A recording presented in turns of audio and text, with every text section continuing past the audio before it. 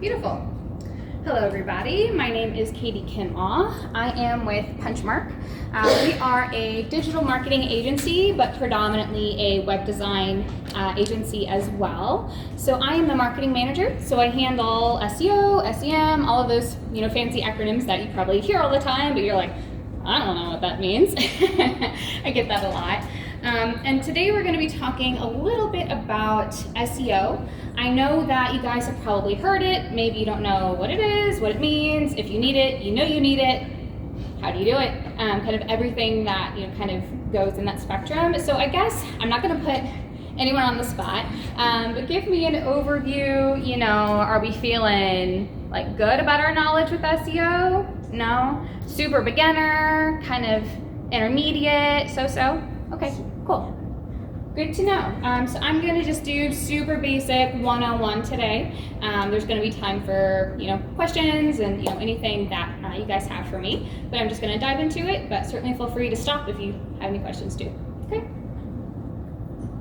All right. I don't need to tell you guys this. You already know. But I wanted to touch base on a little bit about kind of the current landscape and what you guys are dealing with as retail jewelers, right?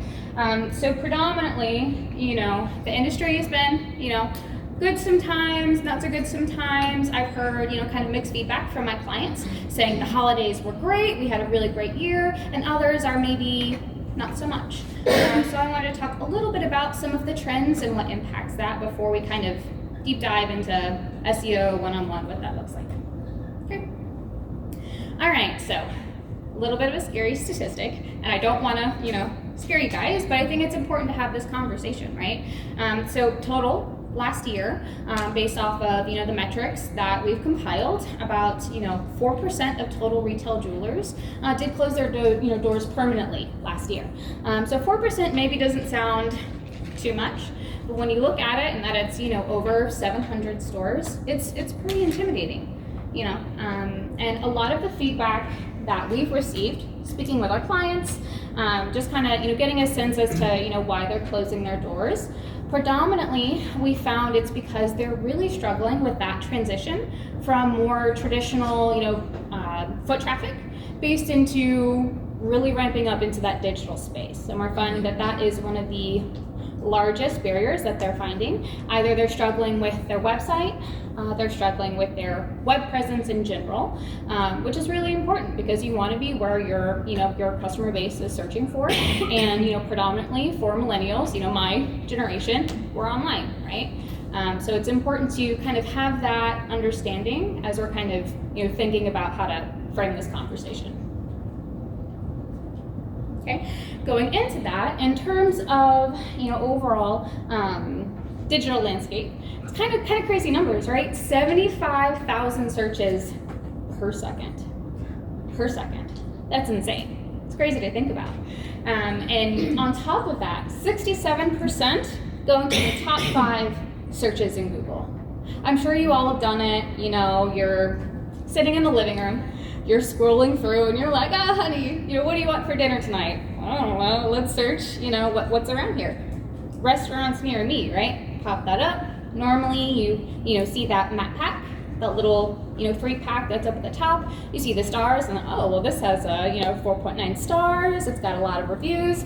Looks great. Let's look at the menu. Let's go to their website. And that's where you tend to more than not go. You're not going to be scrolling at the bottom of the page. You're not going to be going to the second or third page, realistically. So it's important to know, not only do you need a good online presence, you need to be pretty aggressive and be more towards the top, or more times than not, your customer's not going to find you. Another crazy statistic is that 50% of near me searches when someone's on their mobile device is going to actually translate into an in-store visit. I think the question I get a lot from my clients is, yeah, digital marketing is important. Yeah, I understand that my clients find me, but really how important is it? I think when you look at metrics like this, and this comes directly from Google, because they're able to, track in terms of if you have your location turned on your phone, they're able to see what you've searched, where you go, and that's how they're able to pull that metric. So I think that's pretty powerful. And then in terms of the 34%, that's going to be someone on their desktop computer, does the same search. A little bit less than mobile. We find that, you know, people that typically search on mobile are on the go, they're in their car, they're more likely to get up and go versus, you know, sitting at home. But still also important to know. All right. So we're going to talk a little bit about how algorithms work, and then what impacts overall SEO.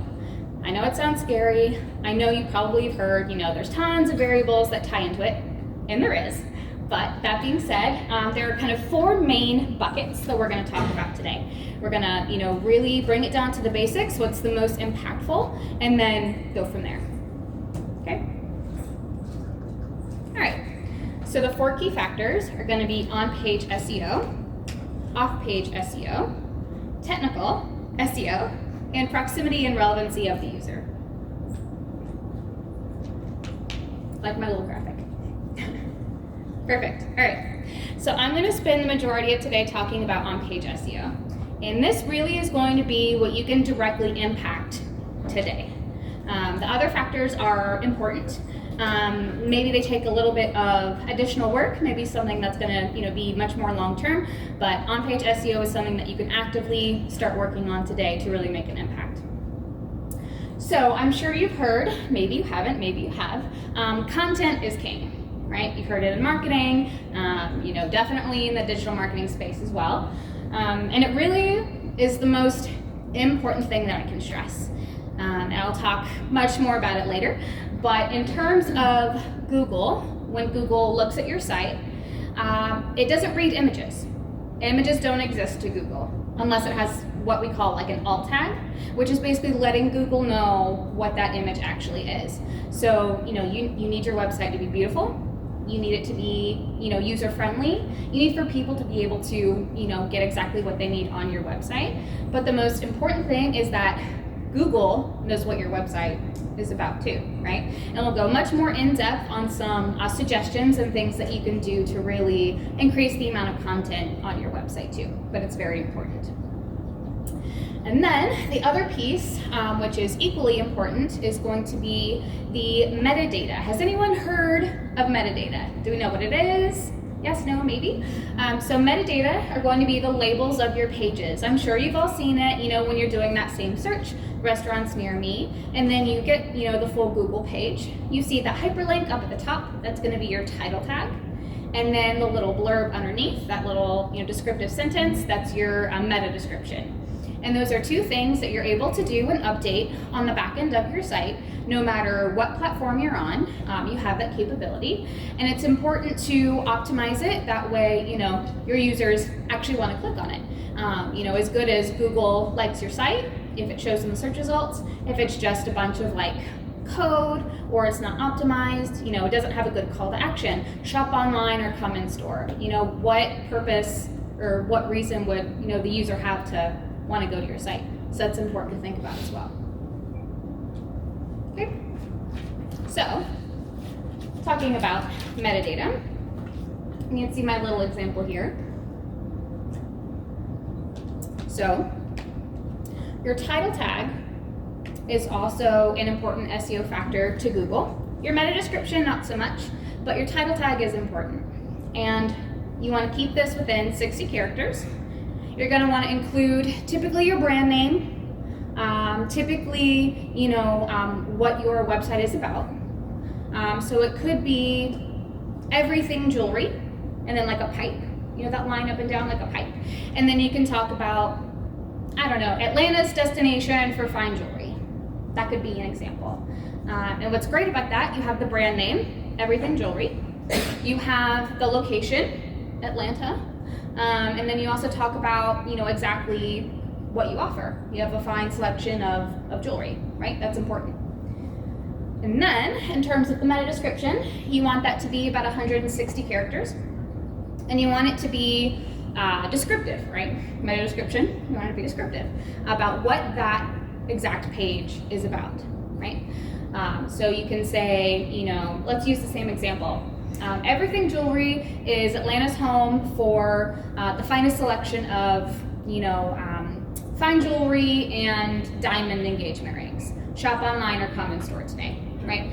So you talk about, again, your brand, where you're located, and you have a couple keywords in there. Fine jewelry, diamond engagement ring, because more times than not, most of our jewelers are really into bridal. That's going to be your bread and butter. So it has those keywords, and then it has a call to action, right? Shop online or come in store, which is really what you want. And you can tailor this for any page on your site, and obviously you want it to be descriptive of that page. So your engagement ring page, you can talk about engagement rings. Your diamond jewelry page, obviously talk about diamond jewelry. Pretty straightforward. And the important thing too is to keep it within that 160 character limit, because if it's longer than that, Google will kind of chop it off. And maybe not the best look if you really want to have like a strong call to action, and if that's truncated, it's not going to do you much good. So make sure that you're mindful of don't get too wordy. Good words, not so many words. Okay. All right, and then we're going to deep dive into the content section. How many of you do e-commerce on your current website? Raise of hands. Okay, a good bit. Okay, good bit. And do you have your products categorized into sections, right? Do you have it by like engagement rings, maybe bridal, and then maybe your diamond jewelry, fashion jewelry, right? So you have those segmented into different sections of your site, right? We basically call them category pages. So it's like the top level, everythingjewelry.com/engagement rings, right? The very top level page. And another thing to think about in terms of SEO, not every page on your site is going to rank. Google is not going to look at every single one of your pages and go, all of these are important, right? You need to decide for yourself which areas of your business are most important for you, right? Is it going to be predominantly maybe your bridal, maybe your custom jewelry, maybe your repair is really important to you? Making sure that you have all of those segmented into what we call target pages, right? And these are the pages that we're really going to work on, we're really going to hit hard in terms of content to make relevant to Google. Because again, Google doesn't look at images, it reads text, right? So, in this example, I talk about optimizing category pages. So you can think of, this is one of the clients that I'm working with. This in particular is their custom diamond engagement ring page, but you can do this really for any section of your site, right? This is under the product grid. And this talks about everything about, custom engagement rings. You can talk about the different settings of rings. You can talk about the different types of metal types, yellow gold, rose gold, all the things that come with that. You can talk about different stone types, right? Diamonds versus white sapphire versus gemstones. Really anything that you feel like would be relevant, put it on there, right? And your customer, best. What conversations are you having when they come in store? Are they talking about, oh, do you have, halo type engagement rings? Do you recommend, diamonds versus sapphires versus whatever else? You're already naturally having these conversations, and make note of that because more times than not, that's how your user is searching, right? And again, you're trying to make a page relevant to Google. You want to include the types of keywords you want your users to be searching in that actual text. Sounds maybe a little intimidating, maybe you don't have the resources, but take it step by step. Make a list of the priorities on your site, ranking from number 1, maybe bridal, maybe custom design, and work all the way down and take it step by step. But really, this is going to be very helpful in Google recognizing that this page is important. If it's important to you, you want it to make it important to Google too. Okay? And there are lots of things that go into this outside of just writing the text. Headlines, like headers, like H1s, H2s. They're essentially those bolded pieces you can see at the bottom. That's another really important factor to Google. So when you're talking about doing the headers, for those individual paragraphs, make sure that you're including those important keywords in them too. Diamond engagement ring settings, custom, options for your engagement ring in the Atlanta area, right? right? Make sure that you're continuously talking about your location. You want Google to know you're relevant for that particular topic. You also want to make sure that Google knows that you're relevant for that particular area. That's important too, okay? And then, so some of you mentioned that you do have products on your site currently. And I know this is going to sound intimidating, so maybe make this a second priority for you. As much content as you can put into your product descriptions is going to be very beneficial. I mean, anything that you can put in there. Specs, talk about the type of gold, talk about the stone, even talk a little bit about your store. Whatever that you can put in there in terms of depth that makes sense, right? Don't just cram stuff in there. We call that keyword stuffing. That's not good. But naturally, think about the conversation you would have with a customer coming in store. You would describe this ring, right? Or this piece of jewelry. Make it natural. But again, as much content as you can put in there is going to be beneficial. Okay? Yes? So what you're saying is like when you have all this product, individual products. Yes. It's the reason why the other websites write so much like verbose descriptions because of this. Exactly. Yep. Because honestly, it's so cumbersome to describe every single diamond ring. It's almost like the same description, but to come up with all those adjectives to describe it. Not that easy. Sure. So I wasn't sure which was better from the minimalistic perspective of just putting the specs or having the right description. Sure, and that's a fair question, and we have this conversation a lot with clients too, just because we know you could have thousands of products, right? I mean, 6, 7 plus thousand, and it's a lot, to make that effort to go through and really segment.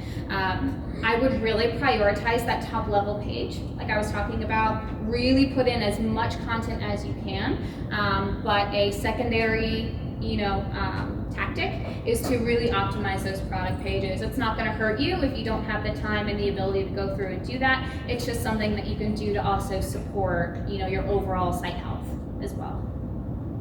Okay. Any other questions, guys? And then, favorite topic of a lot of people, blog posts. How many of you guys are actively writing blogs? Yes, no? Okay, we got a couple. Awesome. And it's okay that you aren't, but there's lots of things that you can do for SEO when it comes to blog posts.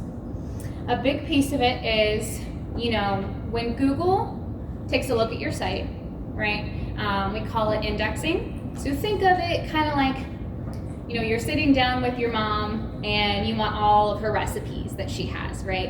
And she has, probably the traditional like little box, right? And she's got little tabs in it for like soups and desserts and all the things that come with that. And then in those individual folders are all those pages, right? So think of it kind of like Google sitting down with your site every month and really kind of categorizing all of the pages on your site. Any updates that you make to any page, Google takes a look at it about once a month, right? So one thing that's great about blog posts is that it tells Google, I'm making an effort, I care about my site, I am continuing to build in the equity of it, right? It's important to me. I'm continuously trying to make it a useful resource, for my customers. Okay, and you can talk about tons of different things, and it'll be really beneficial. Maybe you could do a post about an engagement ring guide. You can talk about all the different types of settings that you have, all the different types of stones that you offer. Another great thing that I like to recommend my clients do is create like a gift guide, right? We're going into, Mother's Day season, graduation gifts. I'm sure you guys are already kind of thinking about some things that you want to push for graduation. So creating like a kind of like a style guide, a gift guide, right? Maybe highlight maybe 8 or 12 products and kind of break it into categories, right? So for Mother's Day, it could be stackable rings. It could be, fashion jewelry. It could be diamond earrings, right? Whatever you feel like is going to be the best sellers. Highlight that on the blog, right? And then write about it, talk about it, Why would your, favorite person want this particular item? You can make it relevant too, right? Another fun thing that you can think about as well is maybe even play around with the idea of doing like an in-store only promotion, right? So let's say you do e-commerce, maybe talk about on your blog post, if you come in store with the code Mother's Day, you can get maybe 2% off your total purchase. Whatever you feel like is relevant to you. And it's helpful because, people are always talking about, all right, yeah, my website's great, it's beautiful, but it's just kind of like a business card. And for some people that may be the case, but really understanding the intent of your site, making sure that you are capturing all that you want to capture. Do you want them to fill out a form? Do you want them to actually make a purchase on the site? Is your ultimate goal for them to come in store, right? Again, start thinking about these things, really highlighting it on your site. In-store only coupons can be a great way to drive that too. I have a quick question about blog. Sure. What are your thoughts on using, also keywords like luxury and other things to kind of help bring into like customers? Sure. Maybe, like the Mercedes or the BMW of diamond rings. Or what about using words like that in a blog? What are your thoughts on that? Kind of bring in other brands to kind of tag your blog. Sure. That's a great question. So there's definitely value in that. If you want to talk about, luxury and, all those different types of keywords. But ultimately, I think if you're looking to go after a specific demographic, and this is a side topic to SEO, if you're really looking to go after a specific demographic, household income, location, everything that comes with that, gender, age, if you're really looking to hone in on that and drive that traffic, I would really more recommend doing paid ads through Google, because it allows you to obviously set a specific budget that you're comfortable spending each month, but it allows you to be that specific, target that household income, targets even down to the zip code.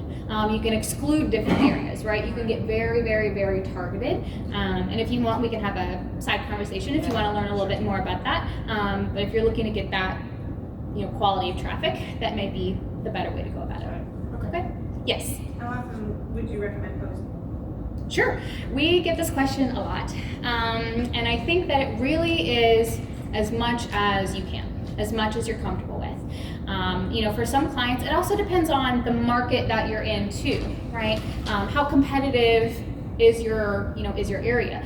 If you're a little bit more rural, I can never say that word, rural, then maybe once a month, once every other month is good.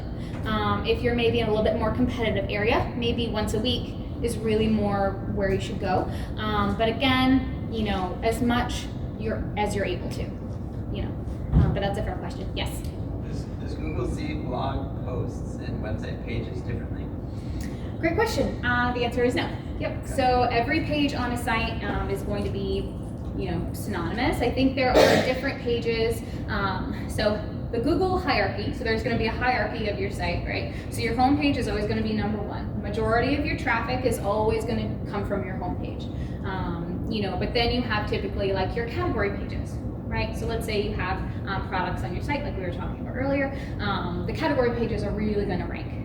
But then, like your blog posts, and maybe you have pages about the services that you offer. Maybe you do repair, custom design, right? That's all pretty much going to be the same in Google's eyes. That being said, there are ways that you can do to let Google know that a page is important to you, and that is by doing internal links. So think about it this way, right? Let's say you have that engagement ring category page, right? And you say, you write maybe 2 or 3 different blog posts about engagement rings. Maybe you're highlighting some of the custom work that you've done recently. Maybe you're talking about all the different types of engagement ring, options that there are out there. If you internal link from that blog post back to that category page, Google's going to see, oh, this is clearly an important page to the site owner. So then Google is going to take more notice of that when it's going through its catalog, when it's indexing it. So that's another tip, and one of the reasons why blog posts are so great. Those internal links really help with Google's understanding of which pages are important. Okay. Any other questions? Those are great, guys. All right. So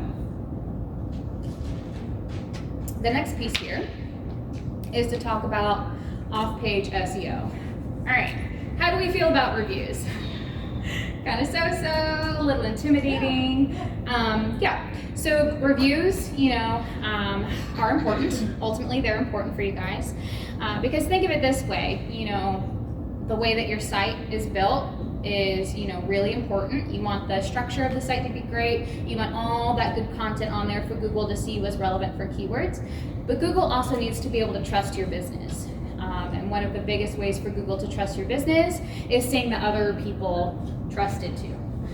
So ultimately, getting as many reviews, as many quality reviews as you can on your Google My Business is going to be super important. So let's say you have two businesses, right? Business A and Business B. Business A, let's say, has a star rating of 4.9, the same as Business B. Business A has 200 reviews, right? Business B has 50, right? So obviously there is a discrepancy in, the total reviews, but the averaging, 4.9 is the same. Google, more times than not, is going to favorize the one that has 200. And that's just the way that its algorithm works. So something to keep in mind as well. And then backlinks, we're not going to spend a ton of time on that for off-page SEO, but essentially you can think of it that, another site, let's say, you have a local mommy blogger or, someone else that that writes a post about your store. Maybe it's, a local newspaper that talks about an event that you guys are having. Something along those lines, and then it would link back to your site from their site, which is essentially a backlink, which to Google is an indicator. If other sites are linking to it, clearly it must be relevant. It must be trustworthy too. We're not going to spend a ton of time on it, but there are some ways that you can go about focusing on building up more backlinks. And another one is blog posts. Blog posts. Good blog posts. Good blog posts that other sites would want to link back to and reference. So maybe you do an infographic. Again, I know I've kind of used this example a lot, but ring guides. Or maybe even you have an infographic that breaks down the difference between, again, diamonds versus white sapphire versus, topaz, whatever the case would be. Because you have to think about how people are searching and the types of questions that they have. Ever since, technology has made a shift to, hey Google, you ask a question. A lot more searches are query-based, question-based. So FAQs do great on your site too. I didn't talk about that earlier. But FAQs are great, and you also can incorporate that into like an infographic or a blog, really what your searchers are looking for. And that's gonna be a relevant resource that hopefully other websites would also want to link to. Okay. But the biggest thing, again, that I want to highlight is going to be your reviews. I talk a little bit more about it here, but I think the biggest thing for you guys is making sure that you have access to your Google My Business listing. I know sometimes, clients maybe haven't made it a focus. They know that there's one out there, but they haven't actually claimed their Google My Business listing. So it's something that I would highly consider doing just because it is so important. And it also ties into my last point when it comes with reviews.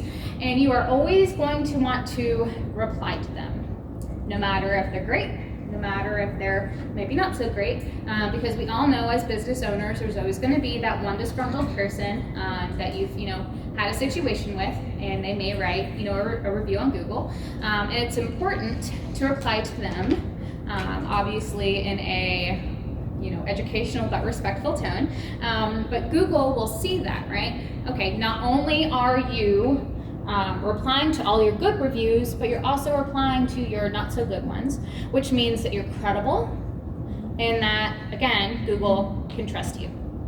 Okay? That's important as well. All right. So the next piece here is going to be technical SEO. And a couple big, pointers that I want to make here is site speed. So how many of you have, you're sitting on your couch, again, you're maybe looking at restaurants, you're looking at, you want to order a pair of, really nice boots for your ski trip that you're going on, right? You do a search on Google, you click on that site, and then it takes forever to load, right? 2 seconds go by, 3 seconds go by, you probably leave, right? Most people do. And Google sees that, Google knows that. And it's important that your users have a great experience on your site. Google only wants to serve the most relevant, information to its users.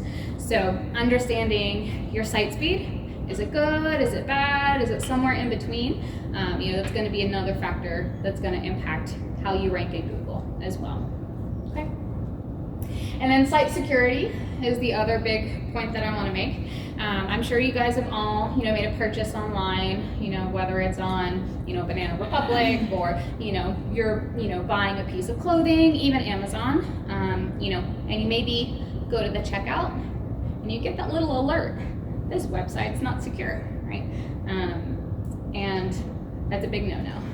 So Google recently, maybe not so recently, in the past couple of years, has made changes to its magical algorithm that compiles sites in Google. And a big piece of that is going to be site security. I'm sure you've seen it, HTTP versus HTTPS. That S is very important. And essentially Google is favoritizing sites that are secure over ones that aren't. So if you're not sure if your site is secure, you can just check again, in that link if it says HTTP versus HTTPS. If it doesn't say S, I would, really recommend contacting your web developer and starting having that conversation. All right, we can just talk a little bit about site speed. Already, kind of touch base high level on what that is. But there are some actually, get a rough understanding of what it looks like now. And it is a Google tool. It's called Page Speed Insights. You can honestly just do a Google for page speed test and it'll show up and you can find it that way, but it's just Page Speed Insights. And to give you a little bit of clarification, it will give you your mobile and your desktop score. So it is kind of broken down between both of those experiences. And it's going to give you probably some confusing information. It's going to be really in depth about maybe images that are too large, and maybe you're having some code issues that's really kind of impacting your site speed. I don't expect for you guys to automatically be able to understand it. I just think it's important to know a rough range of what that looks like, because then you can go to your website developer and say, hey, I may be scoring in the 30s and I really want to try to get in that 50 to 60 plus range. Start having that conversation with them, and they should be able to kind of help you guide through the next steps, whether it's optimizing images or whatever recommendations the tool provides. Okay. And then again, I already kind of went through secure versus non-secure, but your website provider should be able to help you through that as well. And an SSL certificate is not very expensive, so you may be concerned that, oh, okay, this is going to cost me a lot of money to make my site secure. It's not the case. It's a pretty small amount. Okay. And then my last piece here is the proximity and relevancy of the user. So I'm sure that again, let's go back to my example I used earlier.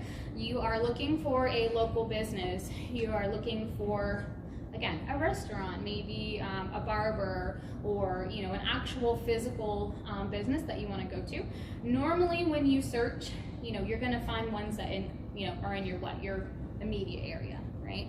Google's not going to show you a business that's 30 miles down the road. So you want to optimize your site with all those great keywords, all that great content. Talk about where you're located. You're located in Atlanta, but you serve the surrounding areas of XYZ, right? Talk about all of that good stuff on your site, but you can't help where the person is located when they search. So that's something to keep in mind. So when you search, maybe jewelry stores near me, and you're in your store, you'll probably show up. But let's say you're back at home, again, 20 miles down the road, and you maybe do the same search. you know, you're probably going to get some different searches there. So something to keep in mind, as well as you're kind of looking through things and you're, you know, gathering some research, as well. Proximity is going to count. And then relevancy of the user, again, tying back into, you know, a person's prior search history. So your reviews are really going to count. But let's say someone has searched jewelry stores near me, right? And they'll, you know, get the full listing on Google, and then, you know, maybe they'll click on one, maybe they'll go back to the page, maybe they'll click on another, and then let's say a couple days down the road, they do the same search. More times than not, some of those similar sites are going to show up.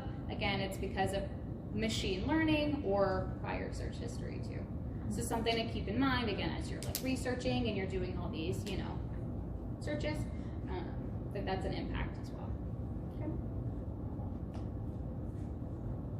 And really the best thing that you can do is not only to manage your reviews, but also to optimize your Google My Business listing. So you're going to want to make sure that you have all the correct information on there, the name of your business, right, your address, your phone number, the hours of your store. Also, the actual description of your store as well. You do have a pretty significant amount of bandwidth to work with. I believe it is, yes, 750 characters. Use it. You know, you have that space for a reason. As much information as you can put in there. You were founded on, you know, in X year. You've served the surrounding community for this long. You know, you specialize in custom design or maybe specific brands, bridal. You know, you have that space. I would make sure to use it as well. Okay? And good quality photos. That's also really important. You know, maybe some of your staff, maybe some of the actual showroom itself, makes you a little bit more approachable, and again, makes the, you know, actual listing itself a little bit more credible as well. Okay. Then, slow and steady wins the race. I just wanted to show a quick example. This is a client that I've worked with for quite some time in terms of SEO. You can see that this blue line, they're all blue lines, the light blue line here, that's going to be last year, and the dark blue line, no, excuse me, light blue line is 2018, dark blue line is 2019. So you can see the difference in terms of the traffic from Google, and this is through, again, all of these things. A really targeted content strategy, finding those target pages, putting in all of those keywords that make sense, right? Talking about where you're located, the areas that you serve, right? Really, as much as you can invest in your site, content is going to be number one. Reviews, also super important. And just continuously make changes, right? I know that it sounds like a lot. Again, going back, really prioritize. Make a list of your, you know, the top things of your business. Okay, let's say you have 100% of your business. Really break it down. Let's say 40% is bridal, 20% is maybe custom, maybe the rest is, you know, repair, maybe fashion jewelry. Use that as a guide, right? You know your numbers more than anyone else. Take a look at those reports and then use that as a guide to really, you know, create that well-rounded strategy for your site, right? Blog posts, content, it's going to be super important, okay? But again, slow and steady wins the race. SEO does take time, so, you know, if you start today, you will see, you know, some movement, maybe in a couple of months, but really over a full year of really making this effort, putting in the work is really when you're going to start reaping some of those benefits, okay? But step by step. All right? Any questions for me, guys? Is there a way we can get this PowerPoint? Yes. Yeah, I would be happy to send it to you. I'm not sure if AJS has all of these materials readily accessible, like in the app, but I can definitely, you know, get your card and email it to you as well. Okay. Any other questions, guys? I know we had some few. Oh, perfect. Sure, we'll go with you. I just wanted to ask Sure. about the blogging. Yes.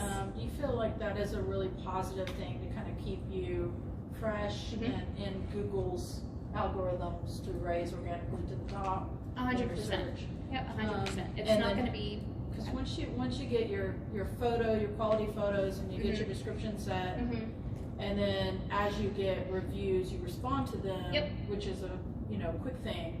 But you feel like just over time, a blog is probably one of the main differences that you'll see. Because I don't do any e-commerce. Well, I mean, I have a couple of sample pieces, but I don't. It's more of a informational about us, get you to come in to drive traffic into the store. So for us, do you think that blog would be probably the number one issue that you would say, stay on top of that? Sure.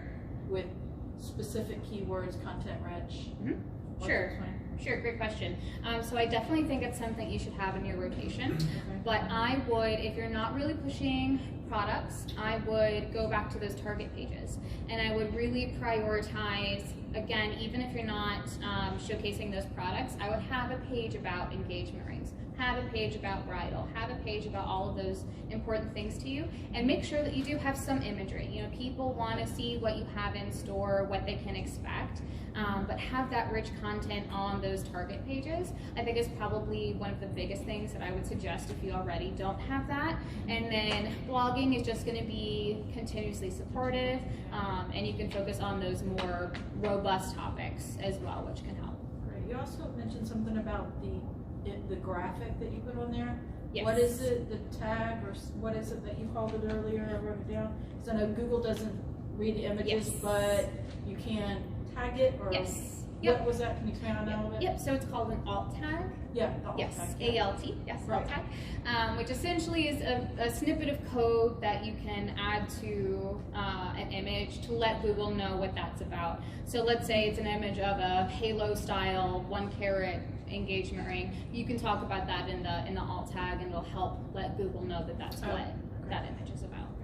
Yes. Okay, specifically. So let's say I'm in Photoshop, I have my image. Yes. And it gives me the ability to add metadata to that image. Is that where I can put that for Google to see the alt tag? Where would I put that? Yeah, great question. So I would recommend doing it directly in your website. What platform do you know? I'm using a Square store.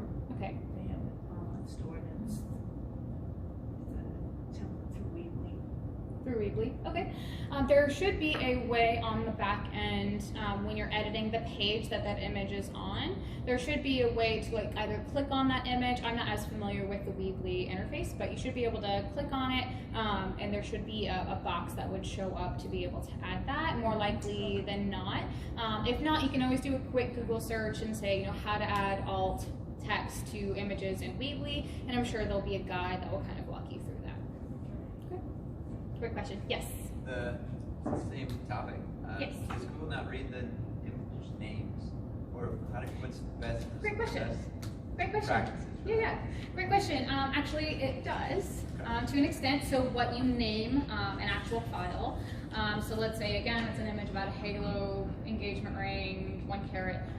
What you actually name the file, diamond halo .jpeg, whatever.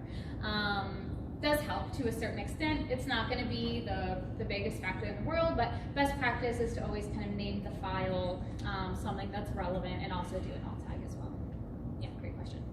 Yes. Do you advise for reviews? Do you advise doing it ourselves or going through like a Podium or a Bird Eye? Great question. Great question. I think it really ultimately depends. Yeah, I just switched to Bird Eye. You did? Yeah. Great. Were you using Podium before? First, we went from, we were using Podium, and then we were approached by Bird Eye, and it seemed to be, the only problem that we had was Edge, when you have a point of sale, Yes. Edge will link Podium's request for a review right there. So sometimes you found that might be annoying, but you could always say don't send, Sure. because the client already did a review. Mm-hmm. I wish Bird Eye would offer that, but it's only because Edge, I guess, didn't work them in, but we found it's been awesome so far. Awesome. Yeah. Great. I'm glad to hear that. But really, it depends on what your competitive market looks like. If you have other competitors of yours that, you know, have really aggressive reviews and you feel like there's no way in the span of a year that I'm going to be able to really match that just by organically having those conversations with your client, then really, you know, utilizing Podium or Bird Eye, you know, we always recommend. It'll even show you the competitive. Right. You know, you could pick your top 5 or more competitors, and it'll kind of show you where you stand in relation to them. Yeah, exactly. And I think, you know, we love Podium, we love Bird Eye, you know, they're definitely great resources, but I think there is something to be said that once you hit a certain number, maybe you don't have to be as aggressive in using those, you know, software. So I think, again, it just kind of depends on competitive market, how long you use them, and then really kind of go from there. So we went, it was wild. I noticed like some of my competitors are floating at like 13 or 19. We were like 25, and in 2 years it's almost 500 now. Yeah, that's awesome. And we reply to everyone, and I could definitely feel the joy into the store now. It's incredible. It's huge. Even today, That's the girls awesome. were telling me it's awesome. Do you feel like 500's enough, or do you want to continue? I want to keep going because I saw that like Diamond Cell, I guess in Ohio hit 1,000. I think when we hit 1,000, like as a jewelry store, we become like super important. You know. Yeah, but that's a great point. I will add to that a little bit, and I know that my competitor uses Bird Eye, and the reason why I know that is because when I do a Google search, all of their reviews show up under Bird Eye. Yeah. And then when you look at the Google reviews, we still have the same. So, you know, even though they have more reviews quantitatively, it's segmented between like Google reviews and Bird Eye reviews, and the general public doesn't know what Bird Eye is. I didn't know what Bird Eye was. Right. Yeah, Until I looked at it. So, but I do know Google reviews, and so that was the interesting point to me to ask the question. Well, what is Bird Eye? Because But I do know the Podium. question, how many reviews do you have? I have 37 And I don't reviews, think, and those I are don't know if organically. he can't be using Bird Eye right. Then and their reviews organically is like 48. Sure. I mean, if you look at us and it says Google reviews, but then when you go down, you see Bird Eye. Right. So, but I think Podium told me, and you had Podium, but they said the reviews will fall under your Google reviews if you use Podium's service. Oh yeah, and because Bird they're an Eye- investor. Right. Bird Eye. Yeah. Bird Eye's, that 37 might be a result of another client who's using Bird Eye put that person down as a competitor. It's all coming under Bird Eye now. Sure. So, just interesting. Yeah, that is interesting. Good feedback. I'm glad to hear that Bird Eye is working well for you too. Yes. When you generate keywords, I've looked at some sites and the keywords they use, they're crazy. Yes. Yeah. So how do you recommend? Figuring out what to use. Yes. Yeah. Great question. And there are tons of websites that will give you a lot of keyword research. Me as a digital marketing professional, I use a wide variety of things, but really the thing that I find the most impactful is going to be your Google Search Console. Okay. Do you know what Google Analytics is? Hopefully, yes. If not, that's going to be a tool that measures the traffic on your site, how people interact with different pages. Google Search Console is kind of like a sister platform that tells you how you're ranking for certain keywords, right? And it tells you what pages are doing well for certain keywords. So that's not going to give you forecasts, but it's going to give you how you're ranking now, right? So again, I go through that list of target pages, right? Figuring out all those priorities based off of what's most important to you. And I look at how those are ranking on your site right now based off of the content that you have. And depending on where you're ranking, I will then use a group of those keywords. So maybe you're ranking, again, okay, first page Google, 1 through 10, right? 1 being absolute closest to the top of Google, 10 being the very bottom of the page. Anything after that is going to be second, third page, right? So I take a look. Maybe there's some keywords that are at the cusp that are really important to you for your engagement page. Maybe you're ranking, I don't know, 11th for diamond engagement rings in your area, right? And if I know that, I can then use that and incorporate that actual phrase on that page, and that's just going to help naturally over time with that too. And then you said that's Google Console? Search Console. Yeah. Search Console. Yes. Okay. But that's a great tool. Again, it's not really going to show you forecasts and how many people are searching that, but I think you naturally will know kind of what you feel like people are probably searching, and then you can make a list of those, and then you can use other tools like Keyword Planner, Google Keyword Planner, that will give you some forecasts in terms of in your area, in your exact location, how many people are searching for engagement rings, jewelry store near me, and then you can kind of go about it that way. Great question though. Okay. Anything else, guys? Yes. If we have more questions later, would you be willing to answer them, and where can we find you? Great question. What was the question? If you have questions, where can you find me after this? So again, I'm Katie. I'm with Punchmark. So you can find that at our booth, that is a great question. What booth are we? 132. Yes, thank you. So find me at booth 132. If you have any questions, I would love to sit down with you one-on-one, open up your site, give you my feedback. How are you doing right now? Where there are some major gaps that you can focus on. I think that would be a great conversation to have there too. Okay, cool. Thanks, guys. Appreciate it. Thank you.